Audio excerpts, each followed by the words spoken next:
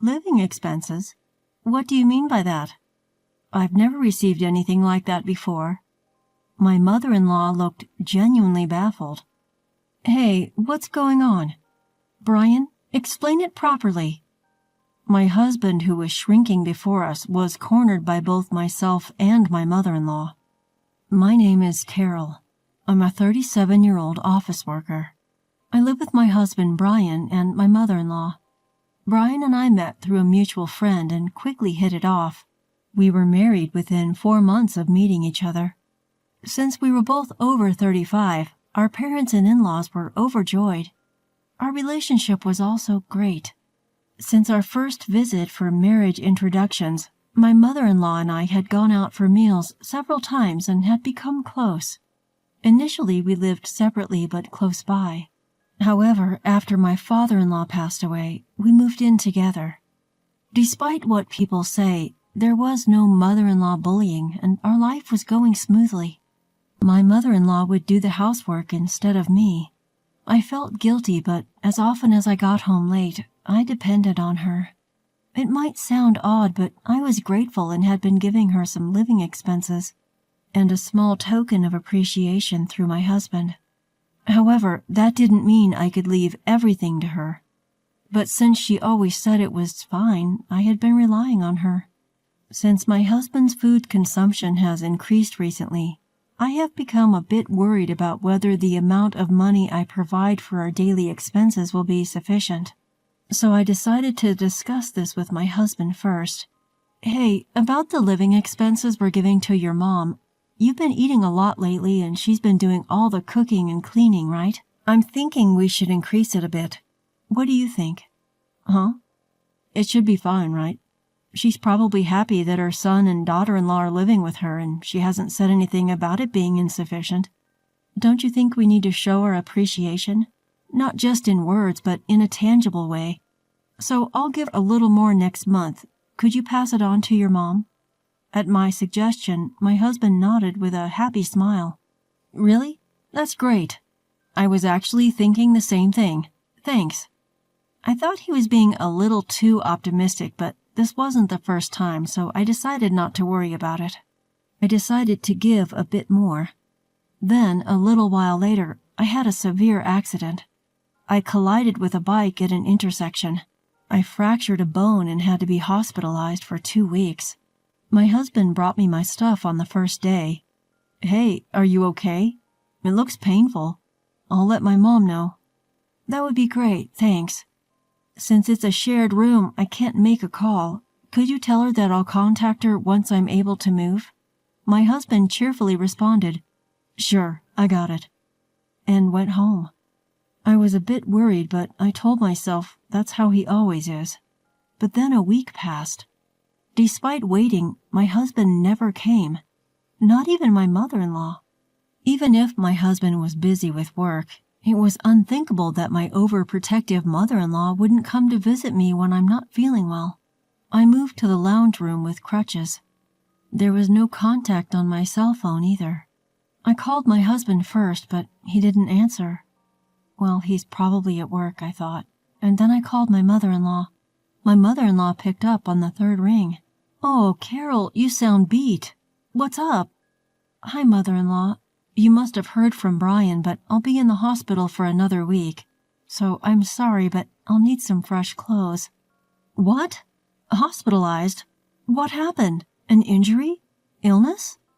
I could tell from the other end of the call that my mother-in-law was flustered. My mind was filled with question marks. There was no sign that my mother-in-law was lying. Could it be that Brian forgot to tell his mother? But if that was the case, she would have noticed my absence and called me immediately. Anyway, my mother-in-law quickly said she'd visit and hung up. And 30 minutes later, she appeared in front of me, drenched in sweat. The hospital is about 40 minutes from home by train and foot. She must have hurried over. Thank you for coming, mother-in-law. What did you hear from Brian? You were going on a business trip for 2 weeks. He told me it was sudden, so he asked me to pass it on. Yes, Brian is also on a business trip. At that statement, a possibility dawned on me. My husband might be cheating on me. Why? Because Brian is an illustrator, so he can work from anywhere. But according to him, the home environment is the best for work, and unless something significant comes up, he doesn't go out. Even if there are occasional local meetings, I know that the company doesn't arrange for a meeting that requires a business trip. How do I know? The answer is simple. Because I work in the same company as an administrative staff member. What's wrong? You look pale. Are you feeling unwell? Mother-in-law, our company wouldn't send Brian on a business trip. That's the job of the sales team. I'm in admin, so I don't go on business trips either. At my words, my mother-in-law tilted her head. I wished I could have been as naive. In other words, Brian lied. There's been no notification of his absence for a week, so I guess he's still working. I wonder where he really is. He left his injured wife in the hospital and lied to me. Did Brian tell you where he was going on business? Now that you mention it, he said he was staying in a hotel in Miami, that the company had arranged it. Oh yes, here it is. My mother-in-law showed me the hotel's website she found on her smartphone. It was a hotel we had stayed at during a previous vacation. It was where we stayed for our wedding anniversary. Of course, it was more expensive than other places, not a place where a company would cover the accommodation cost. I felt a headache coming on from such a sloppy alibi. Mother-in-law, this is hard to say, but Brian might be cheating. What? Brian? But this situation does seem suspicious. Oh, isn't this the hotel? Hold on a moment. Let's confirm if he's really there, my mother-in-law said and called somewhere. After a while, she hung up with a smirk on her face. They said they'll check it out for me. First, we need to verify the facts. Turns out that the hotel is run by my mother-in-law's relative. She told Brian about it before, but he either forgot or didn't care. About 10 minutes passed when I got a call from my mother-in-law. The results were damning. My husband, Brian, seemed to be staying overnight at that hotel, and with a woman no less. Although it was not allowed, the situation was special, and my mother-in-law told me the name which Brian was with. I was shocked to hear the name. I know her, actually. She's a friend of mine. Mother-in-law was equally surprised by this revelation. Turns out the other woman was my coworker and friend, Jessica. Jessica works in the same department as Brian. She was even the one who introduced me to him. She had attended our wedding, even giving a speech. Mother-in-law was furious, her face turning bright red. I had to hurriedly stop her from calling Brian. Let's gather solid evidence first. Hire a private detective. After that, I'm going to file for divorce. I can't accept a man who cheats with my friend. I plan to seek alimony, so I'm sorry for the trouble this will cause you, mother-in-law. Don't worry about it. I'll give that idiot son of mine a piece of my mind. How dare he betray such a good wife? When he comes back, he'll get a thrashing. I felt a bit uplifted by mother-in-law's words and started looking for a private detective. A relative of mother-in-law recommended a detective agency, and I decided to hire them. After reading the report they provided, I couldn't help but laugh. Turns out my friend, Jessica, was pretending to be the wife of my husband while they were on location. 3 days before my scheduled discharge from the hospital, I called Brian. I kept it a secret that mother-in-law knew about me. How are you feeling? I'm sorry I've been too busy to visit. I'll definitely pick you up on your discharge day. Do you need anything? No, I'm fine. Sorry for being a bother while you're so busy. Apparently my recovery is taking longer, so my discharge date has been extended. I'm just calling to let you know. I'm borrowing things like pajamas from the hospital, so no need to worry. Looks like I'll be discharged a week from now. Sorry for not being able to support you while you're so busy. Oh, could you withdraw money for the hospital bills? I don't have any cash on hand, so could you do it on my discharge day? I see. That sounds tough. All right, I should be done with my delivery in a week, so I'll go to the bank before picking you up. My mom's been worried too. She's caught a cold and feels bad for not being able to visit you. Brian nonchalantly lying through his teeth.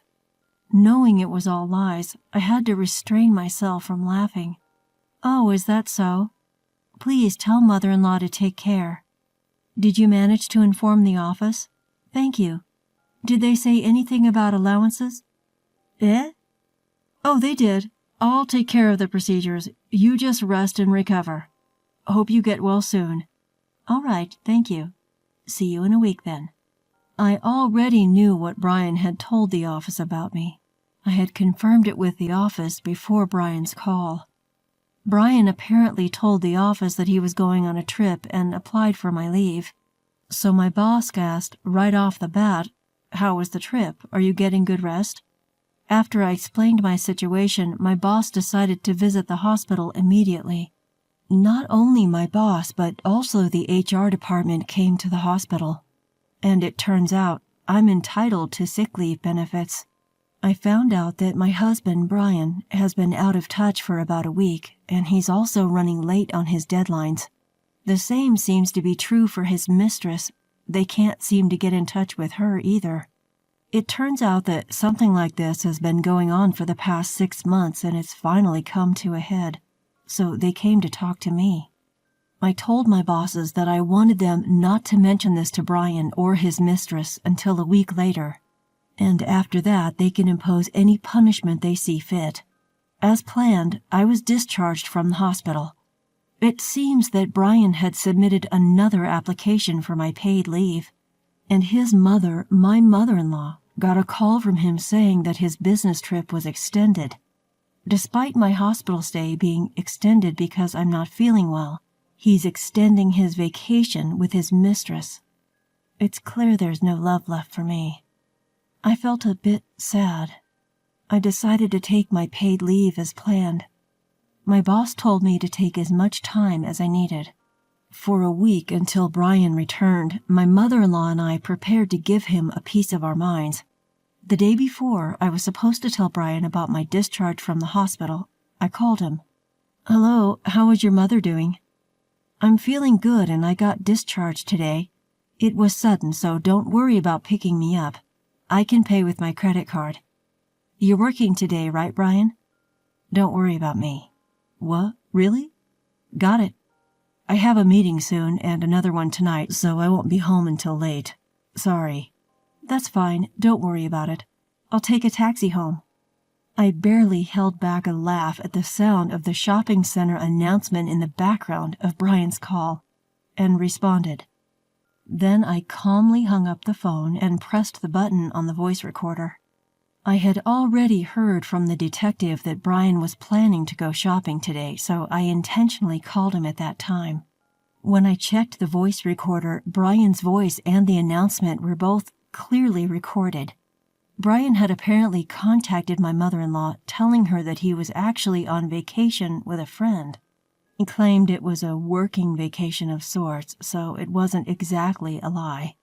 And he said that he had gotten my approval and that I had told him not to tell her about my hospitalizations so as not to worry my mother-in-law. I couldn't help but laugh at Brian's absurd excuses. The detective informed me that Brian had boarded a late-night flight back. My mother-in-law and I laid out all the documents on the table and waited for Brian to return. However, Brian called me and said this. "Sorry, the meeting ran late and I missed the last train. I'll be back on the first train tomorrow." "Is that so? That's tough." "Got it. Sorry I can't pick you up." I responded like that and hung up the phone. After enjoying a 3-week affair trip, it seems he still can't get enough. My mother-in-law was furious, but I found that my love for Brian had completely disappeared, and I was able to remain calm for the discussion. Then, the next day, looking exhausted, Brian came home loaded with souvenirs. "You went on a trip?" "I didn't hear about that." "Huh? Didn't I tell you? Sorry, my bad. I got friendly with a client and they invited me. Business relationships matter, right? My husband said nonchalantly as I took a bag from him and led him to the living room. I'm home. Hey, what's up with you, Mom? You look scary, Brian said, plopping down onto a chair with a grin on his face. He seemed to believe that his mother was on his side, but as soon as he saw the documents laid out on the table, his face went pale. I sat next to my mother-in-law and pointed at a photo.